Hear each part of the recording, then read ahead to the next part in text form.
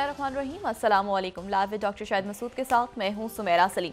नाज़रीन, नवाज शरीफ साहब ने वतन वापस पहुंचने के बाद सियासी सरगर्मियों का आगाज़ कर दिया है। शहबाज शरीफ साहब से भी सियासी सूरत हाल पर गुफ्तगू की है। तवक्को है कि कल नवाज शरीफ साहब इस्लामाबाद जाएंगे, जहाँ पर उन्होंने अदालत की तारीख है वहाँ पर भी पेश होना है। तो दूसरी जानिब कल सुप्रीम कोर्ट में फौजी अदालतों के मुकदमे की भी समाअत होगी। इसके अलावा भी दीगर मौज़ूआत पर गुफ्तगू करेंगे। स्टूडियो में हमारे साथ मौजूद हैं डॉक्टर शाहिद मसूद। अस्सलाम वालेकुम डॉक्टर साहब। समझे आपको भी डॉक्टर साहब, नवाज शरीफ साहब वतन वापस आ गए हैं, सियासी सरगर्मियों का भी आगाज़ कर दिया है। मुल्क की सियासत अब किस तरफ जा रही है? सियासी सरगर्मियों का तो आगाज़ नवाज शरीफ साहब ने किया ना, सिर्फ बाकी सियासी सरगर्मियाँ तो अपनी जगह शुरू नहीं हुई। ये खबर आज आई है कि शायद मुस्लिम लीग नून की जो क़यादत है वो पीडीएम को दोबारा पीडीएम की जमातों से दोबारा रब्ता करने का सोच रही है। सही। और वो आने वाले अरसे में कोई अलाइंसेज या किस तरह से मामलात आगे चलाने हैं, तो उसके ऊपर ज़ाहिर मुलाकातें होंगी। अब यहाँ पे नवाज शरीफ साहब भी आ गए हैं, तो वो देखें कि किस तरफ जाते हैं मामलात।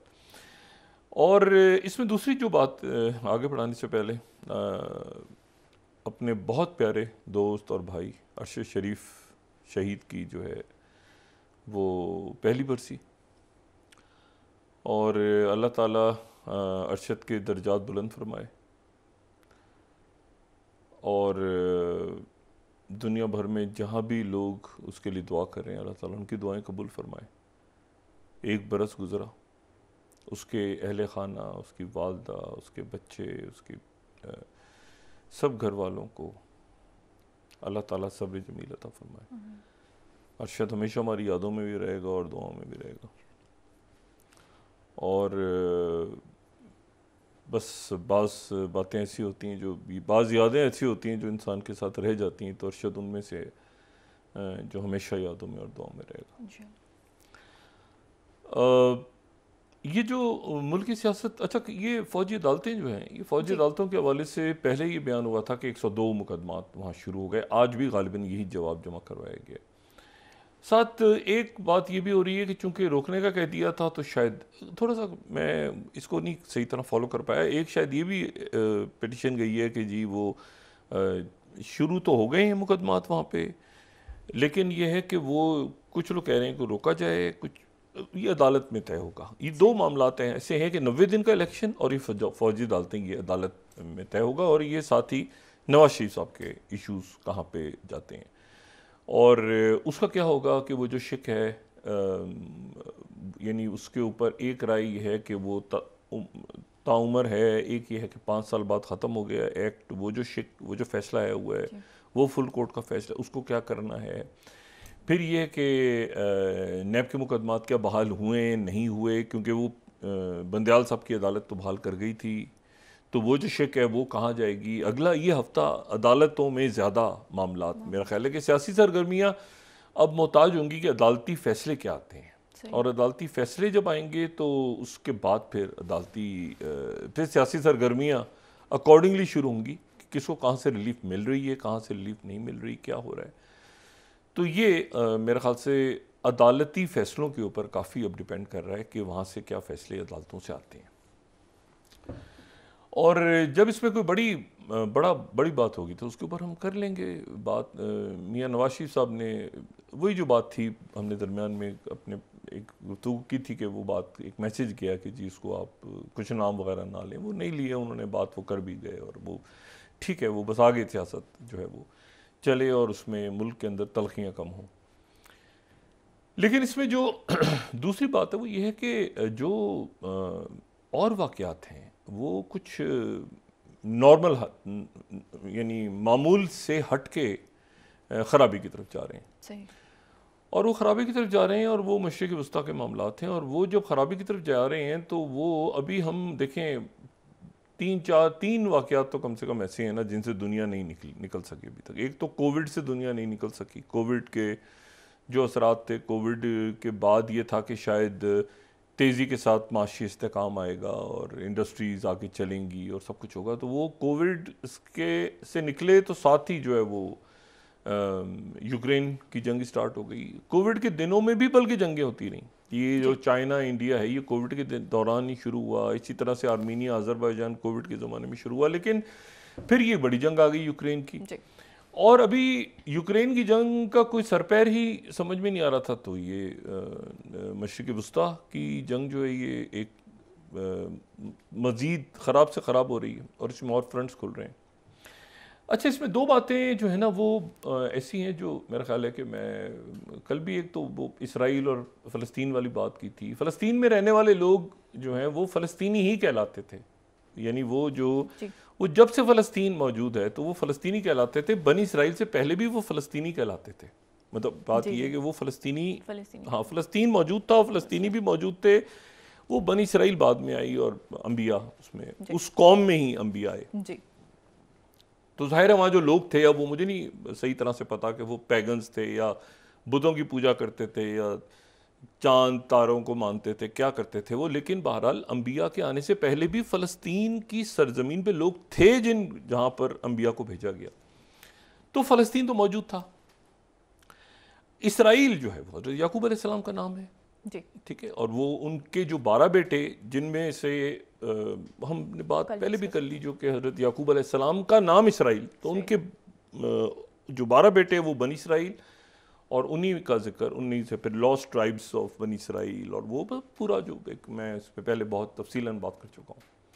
तो हज़रत याकूब अलैहिस्सलाम का नाम इसराइल था और उनके आगे जो नस्ल चली वो बनी इसराइल कहलाई।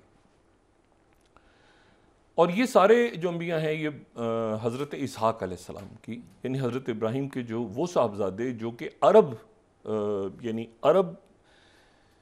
यानी हिजाज और नजद के इलाकों में नहीं, बल्कि जो हज़रत इसहाक़ अलैहिस्सलाम जो कि फ़लस्तीन और मिस्र और लिबनान के जो इलाके थे वहाँ पे हज़रत इसहाक़ ने क़याम फरमाया, तो वहाँ से फिर जो आगे नस्ल चली उसमें फिर बनी इसराइल वहाँ से निकली। ये बनी इस्माइल है जिससे एक ही नबी आए और वो रसूलुल्लाह सल्लल्लाहु अलैहि वसल्लम।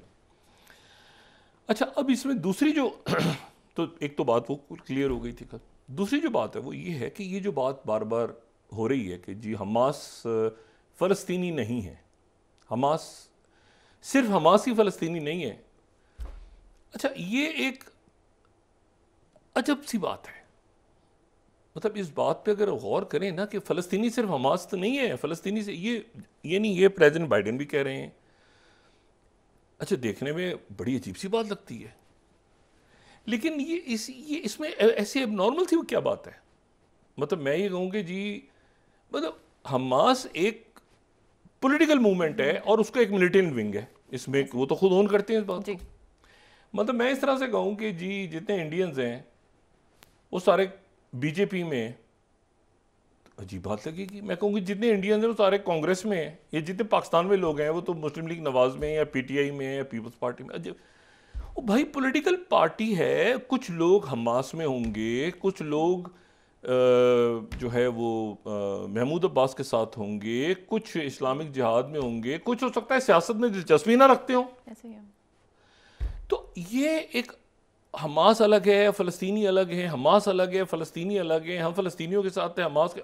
भाई यहाँ पर मसला जो है वो ये है कि अगर खुदा ना खास्ता किसी जगह पर कोई आफत, कोई मुसीबत आ जाए तो क्या इंसानी बुनियादों पे उनकी हमदर्दी करनी चाहिए, या वहाँ ये देखना कि ये चूँकि नहीं ये वो था इसका उसका ये यहाँ पर ये इलाका ऐसा है तो ये इलाके में ये रहते हैं लोग, तो इनको मार दो और ये कर दो। तो ये एक अजब तमाशा बना हुआ है।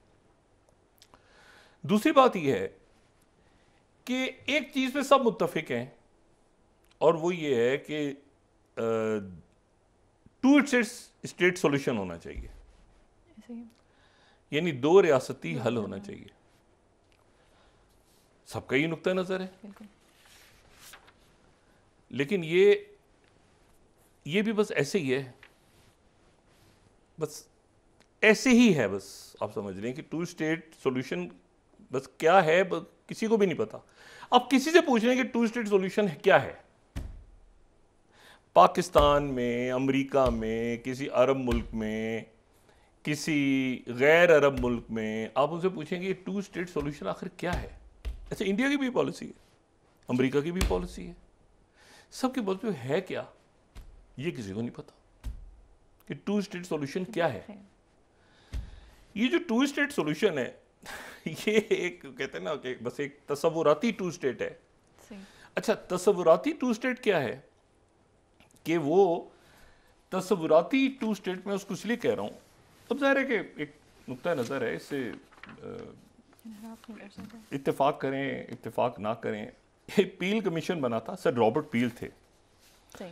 ये 1937 में ये जब हो गया ना, बल्फोर हो गया, स्काई पिकॉट एग्रीमेंट हो गया, वो शरीफ मक्का को पता चला कि जी मुझे तो चूना लगा गए ये बरतानिया के लोग कि तुम्हें मैं यहाँ पे अरब बना देंगे, बहुत बड़ा मुल्क, और क्या तुर्कों के पास गई हुई है खिलाफत इतने सालों से, और ये हाशमी ख़ानदान के हो तुम, तुम्हारे पास खिलाफत नहीं, तो वो चूना लगा के वो शरीफ मक्का।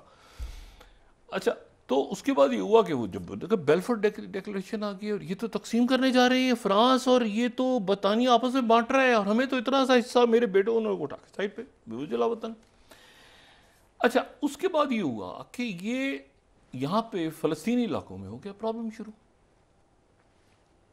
यहाँ प्रॉब्लम शुरू हुआ तो ये बरतानिया के पास थे ये इलाके, कुछ फ्रांस के पास थे, कुछ बरतानिया, तो ये जो फ़लस्तीन का इलाका था ये बरतानिया के पास था। ट्रांस जॉर्डन, ये ट्रांस जॉर्डन जो कि जहाँ पे शरीफ मक्का के साहबजादे थे, और ये फ़लस्तीनी इलाके और सारे। अब ये हुआ कि वहाँ से सर ऐलान कर चुके थे कि इसराइल हम पार्टीशन करनी है, तो सर रॉबर्ट पील जो हैं वो आए, और ये पील कमीशन 1937 में बना, और सर रॉबर्ट पील ने आके एक नक्शा आगे रख दिया। उन्होंने कहा ऐसा है कि थोड़ा सा हिस्सा, इतना सा हिस्सा, ये जो है ना, ये येलो देख रहे हैं, येलो जी जी। ये है रॉबर्ट, ये पील कमीशन है, इसको जरा, हाँ इसको, ये पील कमीशन है, और इतना सा जो इलाका है ना, ये थोड़ा सा, ये बस होगा जो कि चला जाएगा इसराइल के पास, और बाकी जो सारा इलाका है, जो ये जो ग्रीन है, ये सारा का सारा जो इलाका है ये फ़लस्तीनियों का होगा, और ये जो थोड़ा सा जो तल अवीव और ये जो यरूशलेम है, ये इसको इंटरनेशनल सिटी बना देंगे, ऑरेंज। सही। ठीक है, तो ये पील कमीशन था। इस पील कमीशन से असल में जन्म लिया टू स्टेट थ्योरी ने, कि भाई एक स्टेट थी ना पहले तो एक ही स्टेट थी फ़लस्तीन, अब ये टू स्टेट फार्मूला क्या आ गया कि जी दूसरा इसराइल बनेगा, यहाँ से बिस्मिल्लाह होती है। सही। अरबों ने कर दिया उसको मुस्तरद, अरब ने कहा हम तो नहीं मानते, फ़लस्तीनियों ने भी हंगामे शुरू कर दिए, उधर तहरीकें शुरू हो गई, फड्डे शुरू हो गई, उन्होंने जनाब ऐलान कर दिया, बना दिया, अनाउंसमेंट हो गई, अमेरिका ने एक्सेप्ट कर लिया। उसके बाद ये हुआ कि अरब मुल्कों ने, जो पड़ोसी मुल्क थे, उन्होंने जंग छिड़ दी, क्योंकि बहुत बड़ी तादाद में नबका, क्योंकि जब एक जगह पर, एक इतनी सी जगह है और वहाँ पर हज़ारों लाखों लोग बाहर से और आ रहे हैं, तो जो हैं वो लोग इधर उधर निकलेंगे ना। ऐसे ही है। अच्छा, उसमें एक कंडीशन ये भी थी कि जब तक जो पील कमीशन है, रॉबर्ट पील कमीशन में एक कंडीशन ये भी थी कि जब तक इसराइली आके यहाँ पे मुकम्मल बाहर की दुनिया से आबाद नहीं हो जाते, ज़मीन नहीं खरीदेंगे वो। लेकिन वो सारा साइड पे फेंक दिया। जो जूश कांग्रेस थी, उन्होंने कहा हम तो नहीं मानते, बरतानिया ने कहा हम ज़मीनें खरीदेंगे, ज़मीनें खरीदनी शुरू कर देंगे, वो सारा। उसके बाद ये हुआ कि 48 की जंग छिड़ी। अब जब 48 की जंग छिड़ी, तो उस जंग के नतीजे में ये हुआ कि किसी के हाथ से कुछ निकल गया, भाई जॉर्डन के हाथ से कुछ निकल गया, मिस्र के हाथ से कुछ निकल गया, और सीरिया के हाथ से कुछ निकल गया, सबके हाथ से कुछ कुछ इलाके निकल गए। तो उन्होंने फिर मुआहदे कर लिए इसराइल के साथ। तो एक तरह से उसको हम कहते हैं तारीख में वो जो उसका वो जो बॉर्डर बना 49 में, उसको हम कहते हैं अरतमीज़ लाइंस। ठीक है, ये 49 में बन गई। यानी ये कोई इंटरनेशनल, मतलब ये बस तय पा गया कि भाई ये इलाका जो है ये आपका। इनमें से कहीं कोई इंटरनेशनल बॉर्डर नहीं है, मतलब मिस्र के दरमियान और इसराइल के एक मुआहदा हो गया, तो बस यहाँ तक है, वो तय पा गया, वो मुल्कों ने तय कर लिया, पूरा इंटरनेशनल बॉर्डर बन गया। लेकिन ये इतना आगे पीछे होता रहा ना तो 49 के अंदर ये तय हो गया, सही, ठीक है, ये लाइन ड्रॉ हो गई।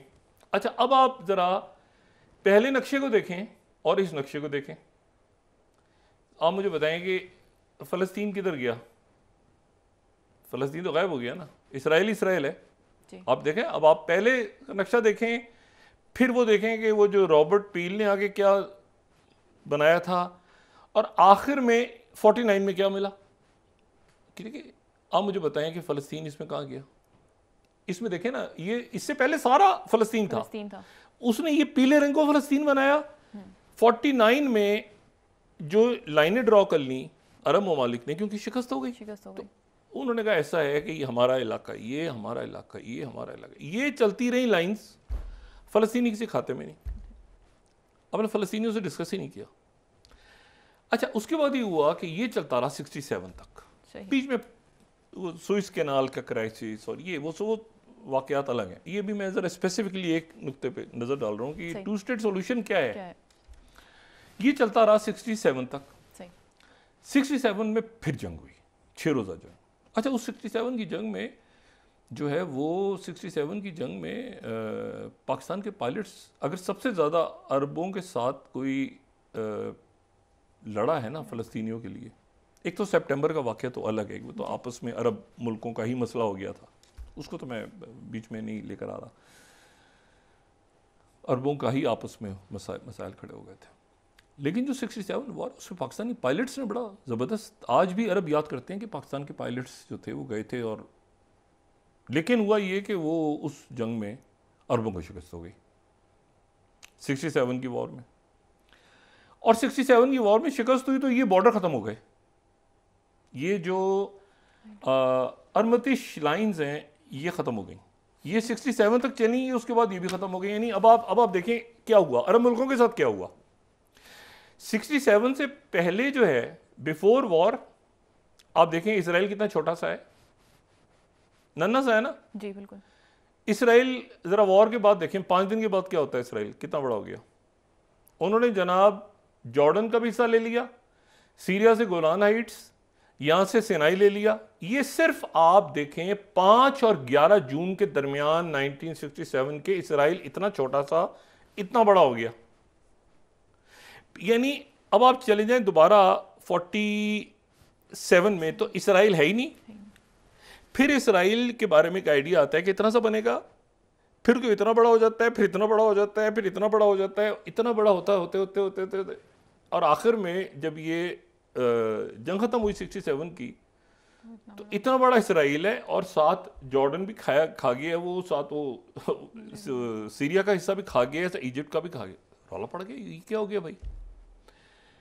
यहां से वो तहरीक शुरू होती है कि जो अभी हमास नहीं है, सही, अभी वही जो मैंने बात की ना, अभी पीएलओ है, लेकिन पीएलओ जा रही है अब उसमें, अबू नदाल ग्रुप, बाकी वो, उन्होंने कहा ये तो अरब हुक्मरान हमारे किसी काम के, ये तो अपने मामला तय करते हैं, सरहदें वरदें आगे मामला तय करते हैं, तो ये तो हम तो जाते हैं वो तशद्दुद के रास्ते पे।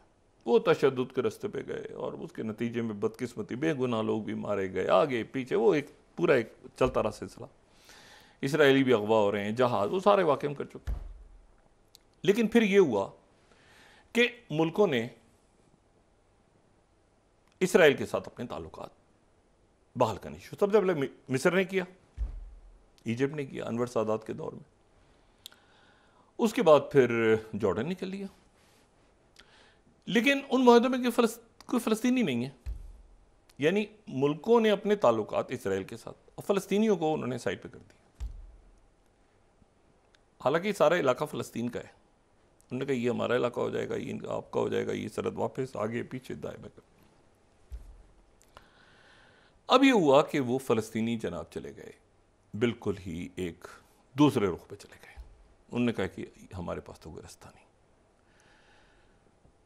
2000 में जब ये बिल्कुल ख़त्म हो गया, यानी ओस्लो मुआहदा हुआ ना, जब यासिर अरफात वाला, ओस्लो मुआहदे से बड़ी तवक्कुआत थी। ये 93 वाला जो मुआहदा था ना नॉर्वे के अंदर, बड़ी तवक्कुआत थी, क्योंकि उसमें ये हुआ था कि एक तो ये कि अगले चंद सालों में 2 रियासतें कायम हो जाएंगी, अगले 5 सालों के अंदर उस पर हम काम शुरू कर देंगे। इसराइल ने ये कहा, यानी हम एक इंडिपेंडेंट फ़लस्तीन और एक उसके साथ होगा एक इसराइल, और एक फ़लस्तीनी अथॉरिटी को मानते हैं, फ़लस्तीनी अथॉरिटी इसको देखेगी, उनके पास हकूक होंगे, ये वो सारा कर करा के उन्होंने इसको, हमास ने कहा कि इसमें गड़बड़ है,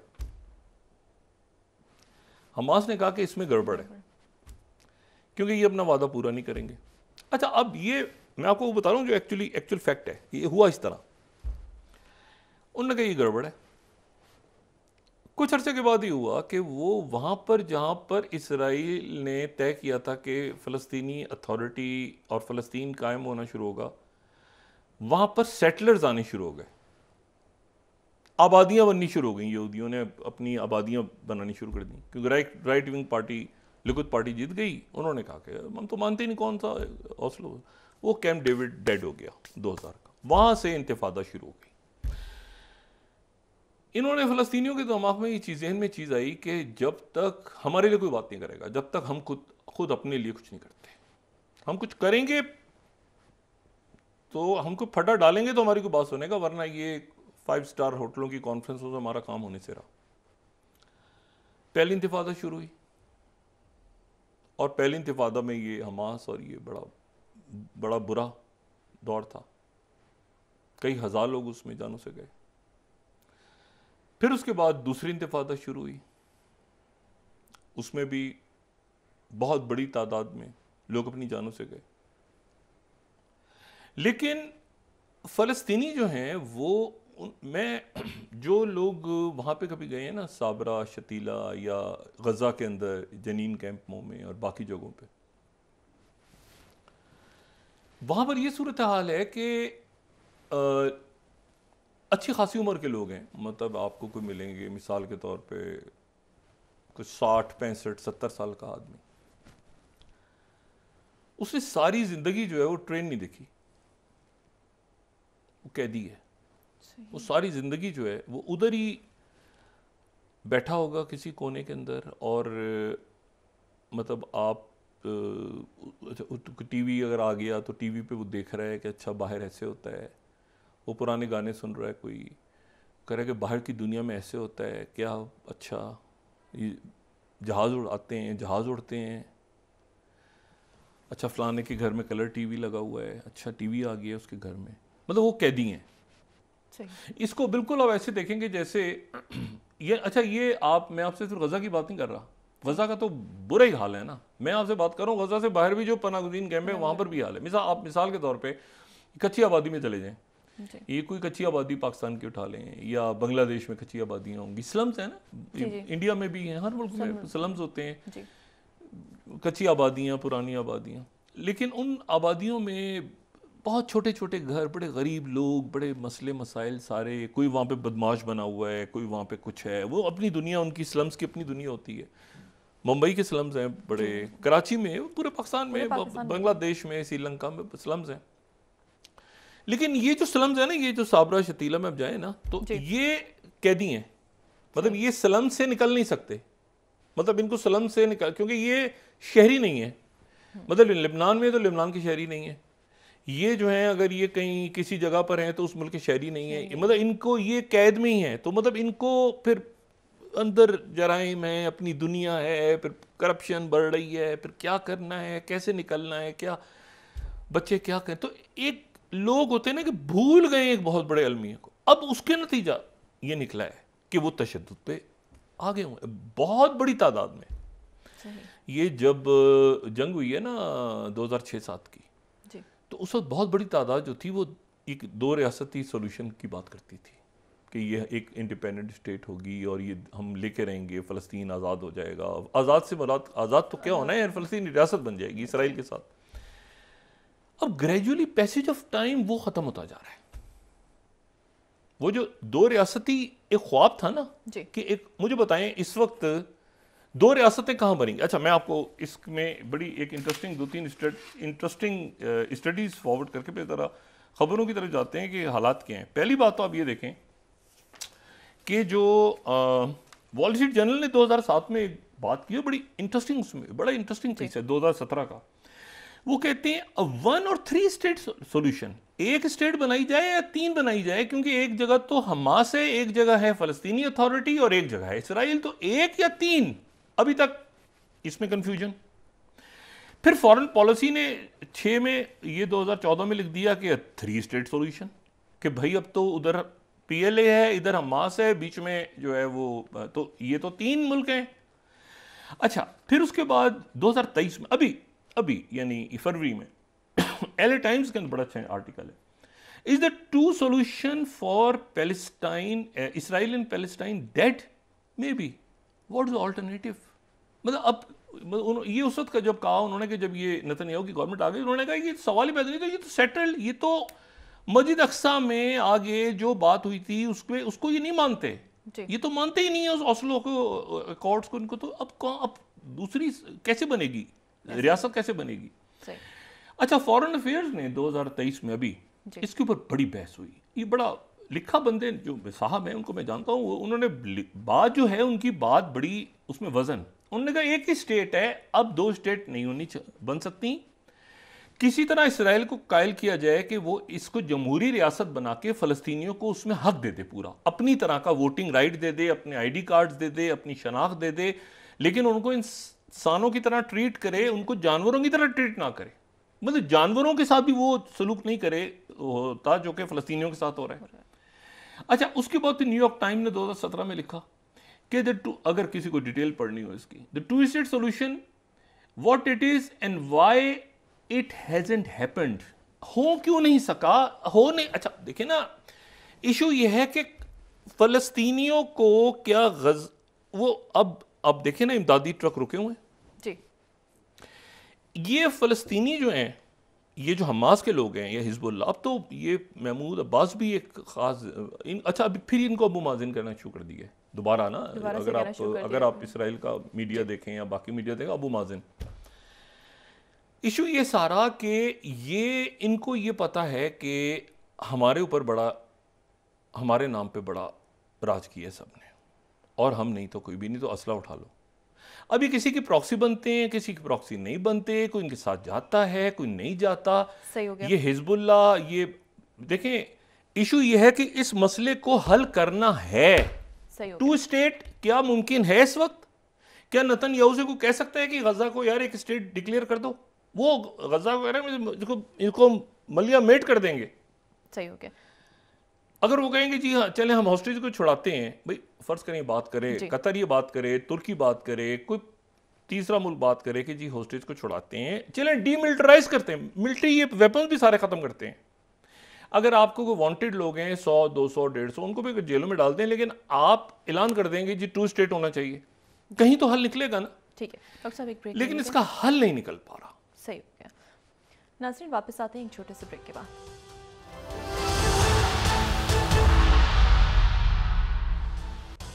वेलकम बैक नाज़रीन। डॉक्टर साहब, अब इस वक्त जो है अरब ममालिक साथ हैं, तमाम मुस्लिम ममालिक फ़लस्तीनियों के साथ हैं। मुज़ाहरे तो जो नॉन मुस्लिम कंट्रीज़ हैं उनमें बहुत बड़े हो रहे हैं, बड़े पैमाने पे हो रहे हैं। अरब मुल्कों में देखें हुक्मरान तो अपने साथ हैं, सिर्फ अपने अवाम के साथ हैं वो, लेकिन आप ज़रा ये सिर्फ एक तमाशा मैंने आपसे कहा ना कि फ़लस्तीन का मसला बड़ा अजब है। एक तो ये बात है हमास अलग है फ़लस्तीन से, फ़लस्तीनियों से अलग है इसमें, मतलब ये किस कदर स्टूपिड और इडियोटिक ये आर्गुमेंट है।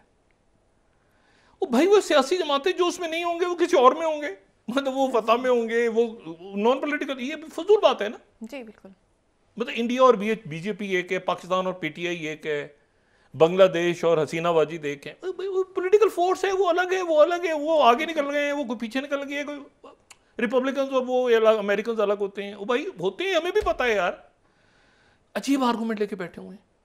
अच्छा एक तो बात ये हो गई, दूसरी बात वो आज फिर गार्डियन ने स्टोरी लगा दी, एक तो हमले हुए, सीरिया पे हमले हुए, अभी गलती से इन्होंने जाके वो एक जगह इजिप्ट के साथ, इजिप्ट के एक मिलिट्री पोस्ट पे भी टक्कर मार दी है, फिर उन्होंने तरदीद गलती से माजरत कर रहे हैं कि वो गलती से इसराइल की इजिप्शियंस के साथ किसी पोस्ट के ऊपर झड़प हो गई है, झड़प हो गई है, कोई एक्सीडेंट हुआ है, वो ज़ाहिर है खुद तो नहीं किया होगा इन्होंने। लेकिन गार्डियन ने फिर आज उसको स्टोरी को लगा दी है, जो कल न्यूयॉर्क टाइम्स की स्टोरी में, वो गार्डियन ने अपने सोर्सेज से लगाई हुई है स्टोरी। सही। और वो जो स्टोरी है वो गार्डियन की अगर हम दिखाएं तो गार्डियन ये कह रहा है कि जी अमेरिका की वजह से रुके हुए हैं सारे के सारे जो इसराइल है, वो कह रहा है कि जी हम तो अमेरिका की वजह से, जो 10 स्लाइड है ना, US holding back Israel from strike against Hezbollah, यानी गजा कल था कि गजा पे, अब ये हो रहा है कि वही बात के गजा पे भी नहीं करो, वो बाद में, और अभी जो है वो इसको ना करो, हिजबुल्लाह के अगेंस्ट भी ना करो, इसराइल पे प्रेशर है। ये इन्होंने जनाब गार्डियन को भी दी खबर। ये दुनिया के मोतबर जराइद हैं। अब इशू ये सारा कि जो डिपार्टमेंट ऑफ डिफेंस है, वो जो सेक्रेटरी डिफेंस हैं लॉयड ऑस्टिन, उन्होंने कहा है कि फोर्स यहाँ पे बढ़ा रहे हैं, मजीद एयर डिफेंस का सिस्टम भेज रहे हैं, उतार्ड मिसाइल भी भेज रहे हैं, वो साथ बैटरीज भी भेज रहे हैं, ये सारा। और ये 9 स्लाइड जो है उनकी, वो मजीद यहाँ पे अपने कैरियर्स वगैरह को भेज रहे हैं सारे। और वहाँ से ग्लोबल टाइम जो है वो चुटकुले लगा रहा है। ये 21वीं slide, Israel's deepening attack in Gaza likely embroil more military forces into conflicts, मजीद जंगें और इसमें कूद जाएंगी।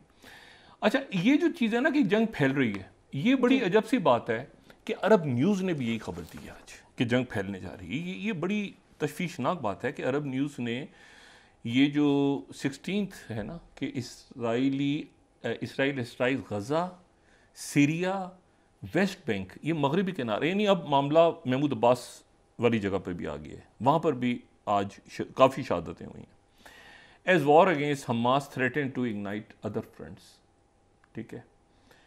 और फिर इसके बाद जो है वो राइटर्स ये खबर दे रहा है, ये भी अजीब सर पैर है, इसका भी कोई सर पैर नहीं है। इसराइल ने कहा है कि जी गाज़ा के लोगों से कि साउथ में चले जाओ। साउथ में वो कैसे, साउथ में तो अच्छा वो मज़ीद एड भी नहीं जा पा रही अंदर, और वो कह रहे हैं कि मूव साउथ और risk being seen as terrorist partner. अच्छा, गज़ा की का जो शहर है ना वो नॉर्थ में है। ये गज़ा के अंदर एक बड़ा प्रॉब्लम है यहाँ पे। गज़ा के जो हॉस्पिटल्स हैं ना, गज़ा के जो यानी गज़ा में जो भी, अगर गज़ा में कुछ है ना तो वो उन्होंने नॉर्थ में बनाया हुआ अपने। गज़ा शहर भी नॉर्थ में है, साउथ में कुछ भी नहीं है। यानी उनके स्कूल, हॉस्पिटल, ये जो कह रहे हैं ना कि छोड़ दो नॉर्थ को, तो ये इस तरह समझें आप कि जैसे छोटी सी पट्टी है, वो जाहिर है कि उसमें कुछ भी नहीं है, लेकिन जो भी कुछ है उसमें 1-2 हॉस्पिटल कोई अच्छे रह गए होंगे, कोई मसाजिद रह गई होंगी, वो सारा नॉर्थ में ही है। वो गज़ा सिटी नॉर्थ में है ना, शहर नॉर्थ में है। एक गज़ा है, गज़ा की पट्टी है, गज़ा सिटी है, वो गज़ा सिटी नॉर्थ में। वो कहने गज़ा सिटी को भी छोड़ दो, साउथ में चले जाओ, हम ही नॉर्थ में। अच्छा, जो नॉर्थ में, जो साउथ में जाते हैं उनको मार देते हैं कि अच्छा ये हैं जो भाग रहे थे, तो वो उधर मारे जाते हैं रास्ते में। अब ये मामला ये है कि इसमें एक शख्सियत जो, ये झड़पें ऊपर शुरू हो गई हैं शुमाल में, और एक शख्सियत जो आखिरी उनको देखा गया था, सैयद हसन नसरुल्लाह को, जब यहाँ से गए थे ईरान के वज़ीर ख़ारजा। कल ईरान के अंदर एक बड़ी कॉन्फ्रेंस हो रही है। वो हो रही है कॉन्फ्रेंस बुनियादी तौर पे तो हो रही है आर्मीनिया अज़रबैजान के मसला बड़ा अच्छा हो रहा है। अज़रबैजान के वज़ीर ख़ारजा भी आ रहे हैं, आर्मीनिया के भी आ रहे हैं, तुर्की के भी आ रहे हैं, रशिया के भी आ रहे हैं, जॉर्जिया के भी आ रहे हैं। ये सारे मुल्क, ताकि ये जो थोड़ा सा एक इख्तलाफ है ना, ये अज़रबैजान के बॉर्डर वाला, ये ख़त्म हो जाए, तो ये बड़ा अच्छा हो रहा है कि ये और सब आ रहे हैं कल। लेकिन इसमें गल्फ़ डिस्कस होगा, और इसमें यकीनन डिस्कस होगा गल्फ़ मशरिक़ वस्ता के आला डिस्कस होंगे कल ईरान में। वो सीरिया के अंदर वो स्टेटमेंट ही नहीं सॉरी इजिप्ट में स्टेटमेंट ही नहीं आ सकी, क्योंकि उसमें जो बाहर से जो दूसरे यूरोप के मुल्क आए हुए थे, उन्होंने कहा कि नहीं जी अब गज़ा का नाम लें, फ़लस्तीनियों का ना लें, स्टेटमेंट ही नहीं है। लेकिन वहाँ पर मिस्र में, और देखिए महमूद अब्बास के साथ जो महमूद अब्बास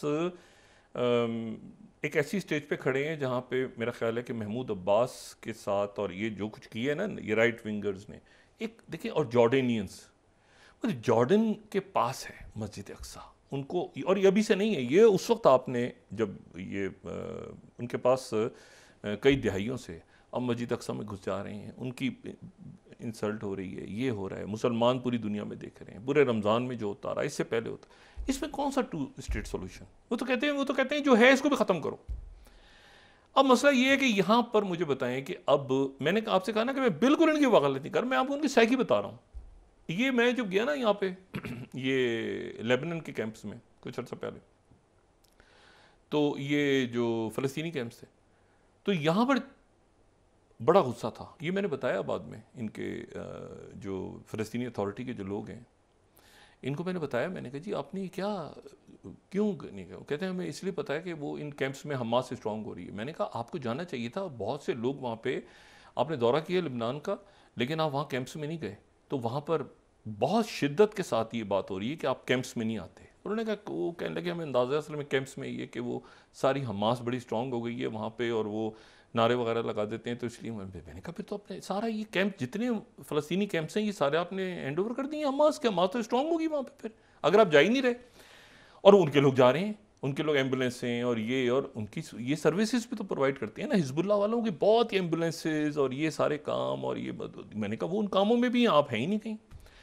अच्छा, अब जिन मुल्कों ने माना हुआ है इसराइल को, उनके अजीब पोजीशन है, एक फ़लस्तीनी सफ़ीर है, एक इसराइली सफ़ीर है। कभी वो इसराइली मंदूब से मिल रहे होते हैं, फ़लस्तीनी मंदूब से मिल रहे होते हैं। इसराइली मंदूब से मिले तो ये कहा, फ़लस्तीनी मंदूब से मिले ये कहा, इसराइली में मिले ये कहा। लेकिन एक दूसरी बात जो है वो इसराइल का जो एम्बेसडर रशिया में है, रशिया तो मुसलमान मुल्क नहीं है ना, तो रशिया, लेकिन रशिया में जो इसराइल के एम्बेसडर हैं उन्होंने आज वहाँ पर ये बात की है कि जी हमें हम आपको ये बताने जा रहे हैं, मतलब कि हमें जो है ये जो मैं 20 स्लाइड टास्क कोट कर रहा हूँ कि Israel decide to launch ground operation in Gaza.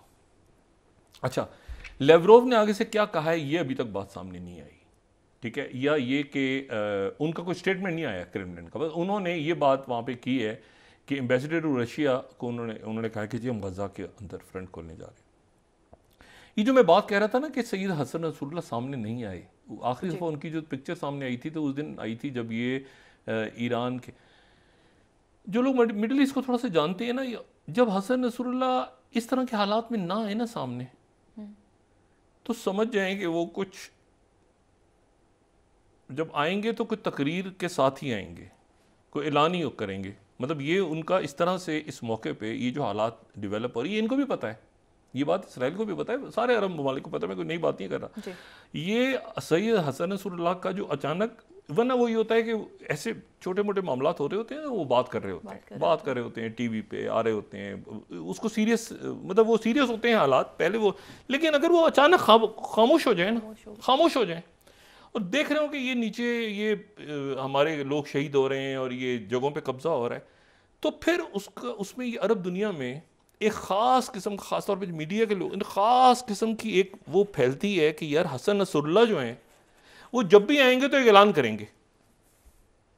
अच्छा, ये अब इन फ्रंट्स को देखिए ना, इन्होंने आज, मुझे नहीं पता कि सीरिया के साथ क्या मसला है, इन्होंने सीरिया पे मिसाइल, भाई सीरिया ने वहाँ पर किसी किस्म की कोई इतला नहीं है कि सीरिया की तरफ से तल अवीव की तरफ कोई मिसाइल आया, इन्होंने सीरिया पे चला दिया। इन्होंने उनके एक दो एयरपोर्ट्स सीरिया पे चलाने का मतलब ये है कि आपने बड़ी मुश्किलों के साथ ज़ाती कोशिश करके मोहम्मद बिन सुलेमान जो हैं वो अरब लीग में लेकर आए हैं बशार अल असद को। बहुत इख्तलाफ, बहुत अंदर मसाइल थे, हम डिस्कस कर चुका हूँ इस नजिश में, वो लेकर आए हैं बशार अल असद। बशार अल असद के साथ रशिया है इस वक्त। बशार अल असद वापस आए हैं और सीरिया को मतलब बड़ी मुश्किलों के साथ ये रजब तैयब एर्दोगान और बशार अल असद के मामलात को भी ठीक करवाया है सब ने, और अभी भी उस कई कुछ जगहों पे स्ट्राइक्स वगैरह हो रही हैं, लेकिन वो इलाके जो कुर्द हैं, जो दहशतगर्दी हैं करते हैं, ये करते हैं, बशार अल असद के मामलात वो ठीक हैं, ठीक हो रहे हैं। ये दुनिया एक स्मूथ अपने रिलेशनशिप कर रही थी। इवन तुर्की के जो वजीर खारजा हैं वो इजिप्ट पहुँचे हुए थे, ये अब देखें ना ताल्लुकात ख़राब, ये दुनिया दरमियान में उन्होंने ये कहा कि एक मिनट ठहर जाए, ये सारे आपस में कर रहे हैं दोस्ती हैं, तो हम किधर गए, ये उसको मान रहा है, वो उसको मान रहा है, ये ऐसे हो जाएगा, ये ऐसे हो जाएगा। ये सिर्फ नक्शा देखें, सिर्फ आपको एक तमाशा अगर देखना है ना किसी ने, वो ये नक्शा देखें ज़रा, इसराइल के साथ हुआ क्या है। ये वो नक्शा है जिसको ले लेके वो महमूद अब्बास घूमते रहते हैं ना, ये ग्रीन कलर का फ़लस्तीन है, 47 में जो ग्रीन है वो फ़लस्तीन है, और ये 2005 में फ़लस्तीन के साथ क्या हुआ है ये आप माइक्रोस्कोप से ढूंढेंगे फ़लस्तीन गया किधर। ये महमूद अब्बास जो ये यासिर अरफात और महमूद अब्बास ये जो नक्शा ले लेके ये देखें हुआ कि उनकी ये ग्रीन कलर का फ़लस्तीन इधर से इतना हुआ, इतने से इतना हुआ, इतने से इतना हुआ। अब वो माइक्रोस्कोप लगा के आप ढूंढेंगे यार फ़लस्तीन गया किधर है, वो इसराइल बढ़ता जा रहा है। अच्छा, वो उधर लाखों वो जो लोग रह गए हैं, मिलियंस, वो ना उनके पास कोई शनाख्ती कार्ड है, ना पासपोर्ट है, ना वो ट्रेवल कर सकते हैं, ना वो पढ़ सकते हैं, ना वो बाहर जा सकते हैं, उनकी शनाख्ती नहीं है कोई, वो किसी मुल्क में ये मतलब वो बस बंद इधर ही मर जाओ। ओ भाई, तो वो फिर आखिर में जाके वो ये कहते हैं कि जिंदा रहने का हक तो नहीं दिया, सही, हमें जिंदा रहने का तो हक नहीं दिया, और हमें अपनी मर्जी से जिंदगी गुजारनी नहीं दी, लेकिन मरेंगे हम अपनी मर्जी से। मरना कैसे है ये हम तय करेंगे। ये सोच है जो वहां पैदा हो गई है, और इस सोच से मुसलमान मुल्कों ने भी, दुनिया ने भी इंसाफ, ये नहीं कि किसी के साथ ज्यादती हो, ये नहीं, लेकिन जो तरीका है, जो जो नॉर्म्स हैं पूरी दुनिया के, यानी जंगबंदी को वीटो करते हो भाई, जंगबंदी को तो आप हो, जंगबंदी को तो होने देते नहीं, जंगबंदी नहीं होगी, जंगबंदी वीटो हो गई, जंग हो रही है। कभी आपने दुनिया में, दुनिया यूनाइटेड नेशंस का काम ही है कि वो जंग बंद करवाती है, वो जंगबंदी की करारदाद वीटो होगी। अब मसला ये है कि अब इसमें हम तो दुआ कर सकते हैं कि फ्रंट्स ना खुले, लेकिन आज जो कुछ हुआ है ये, और दूसरे फ्रंट्स का खुलना और फिर मजीद शहादतें होना बहुत बड़ी तादाद में, ये मामला दुआ है कि ख़राब ना हो, लेकिन ये मामला ख़राबी की तरफ जाते नज़र आ रहे हैं। और इसमें ज़रूरी नहीं कि फ़ौजें टकराएं, इसमें जो हैं ये जो एसिमेट्रिक वॉरफेयर्स हैं ना, जो प्रॉक्सीज़ कह लें या जो दूसरी तंजीमें, इस वक्त मुझे बताएं ना कि इस वक्त एक अरब मुल्क का, मैं नाम नहीं लेना चाह रहा, किसी अरब रियासत का कोई शख्सियत फ़ोन करे और वहाँ से सैयद हसन नसरुल्लाह फ़ोन करें कि मैं ऑन बिहाफ ऑफ हिजबुल्लाह जो इराक़ में है और इधर है और उधर है, उनके बिहाफ पे बात कर रहा हूँ, और वो पेंटागन कॉल करें, तो फ़ोन कौन उठाएगा? सबसे पहले किसका फ़ोन उठाया जाएगा? हसन नसरुल्लाह क्या बात करना चाह रहे हैं, जल्दी सुनो यार, बात सुनो, क्या करना चाह रहे हैं नसरुल्लाह, क्या बात करना चाह रहे हैं डायरेक्टली। और वो कहेंगे अच्छा जी वो मेरी लेवरोव से भी बात हो गई है, वांगी से भी मैं ज़रा बात करना चाह रहा हूँ ना सेक्रेटरी डिफेंस से। तो वो क्या नेतन्याहू की सुनेंगे या इनकी सुनेंगे? ये दुनिया बड़ी एक अजब से धाने पे जा चुकी है, जहाँ पे जिस तरह मैं उस दिन कह रहा था ना कि कॉरपोरेशंस रूल कर रही हैं रियासतों पे, कॉरपोरेशंस तय करती हैं ना, ट्विटर तय करता है, मेटा वाले टैक्स तय करते हैं कि क्या करना है, ठीक है ना, तो एप्पल वाले तय करते हैं कि क्या करना है। तो ये जो है ना, इसी तरह से ऑयल कंपनीज जैसे पहले तय करती थी, तो इसी तरह से ये जो